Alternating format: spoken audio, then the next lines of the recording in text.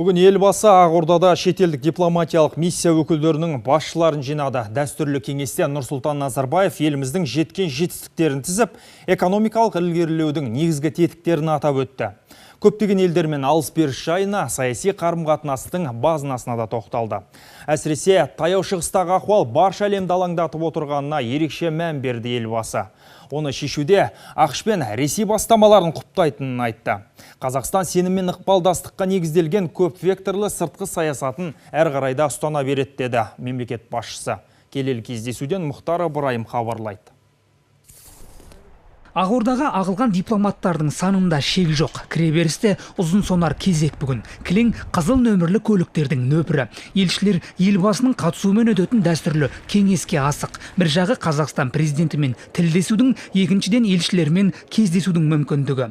Қазақстан Республикасының президенті елбасы Нұрсұлтан Назарбаев.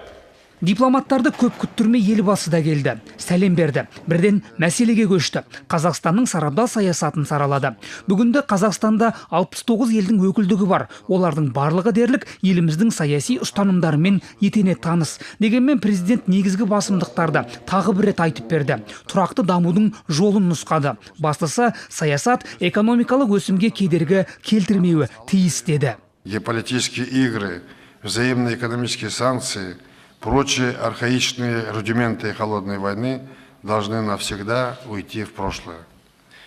Построение мирной, стабильной, процветающей, экономически сильной Евразии придаст мощный мультипликативный эффект глобальному росту и будет выгодно всем. Призываю сконцентрировать усилия всех государств на развитии сотрудничества на двухстороннем, региональном, межрегиональном, глобальных уровнях, экономической, торговой, инвестиционных областях. Политика не должна мешать сотрудничеству и экономическому росту. Қазір таяу шығыстағы ахуалдың салқынын бүкіл әлем сезіп отыр.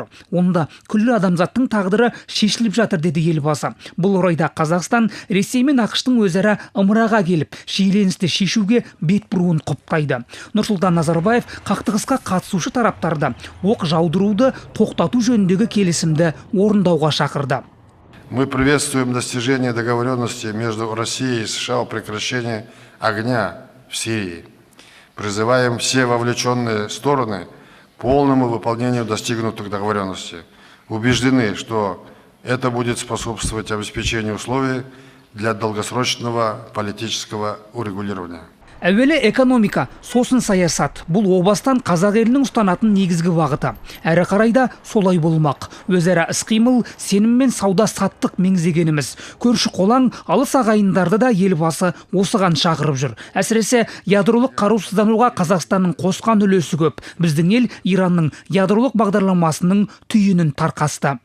Координация с группой 6 Ираном МАГАТЭ соответствующими структурами Совета безопасности ООН 27 декабря 2015 года Казахстан поставил Ирану 60 тонн природного урана в качестве компенсации за вывоз с этой страны низкообогащенного урана.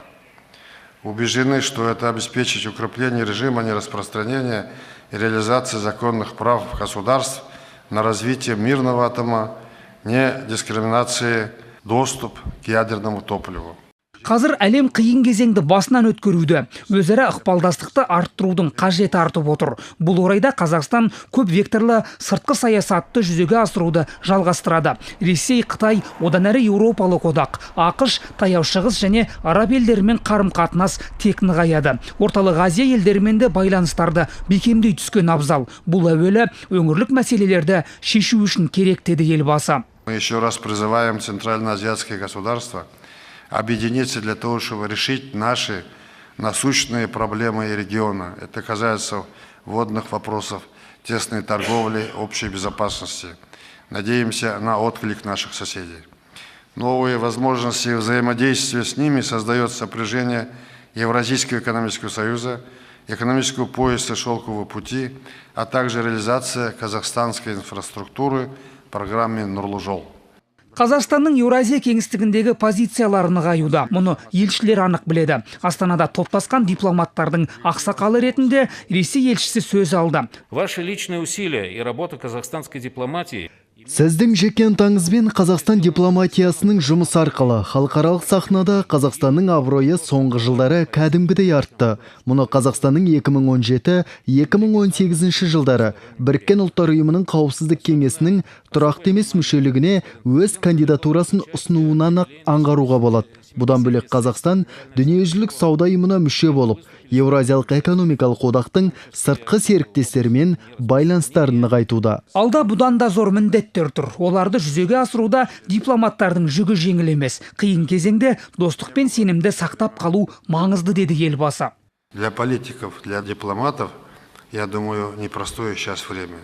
Сохранить добрые взаимоотношения между государствами при этом и, ссылаясь на эти трудности, не прижимать соседей экономически, там, политически и так далее, а стараться выйти вместе из этой ситуации, я думаю, наша с вами общая задача, и вам, послам, здесь большое поле работы, чтобы обеспечить близость, взаимоотношения, доверие между нашими странами даже в это сложное время. Сөз соңында Нұрсұлтан Назарбаев бұл мемлекеттерді Экспо көрмесіне белсенді қатысатынына, Біріккен ұлттар ұйымы қауіпсіздік кеңесіне тұрақты емес мүшелігіне Қазақстан кандидатурасын қолдайтынына сенім білдірді. Себебі біздің ел жаһандық қауіпсіздіктің қамы үшін талай бастамалар көтеріп жүр. Қазақстан идеялары қолдауға ие боларына біз де сенімдіміз. Мұхтар Ыбырайым, Қанат Әбілдин, қорытынды жаңалықтар.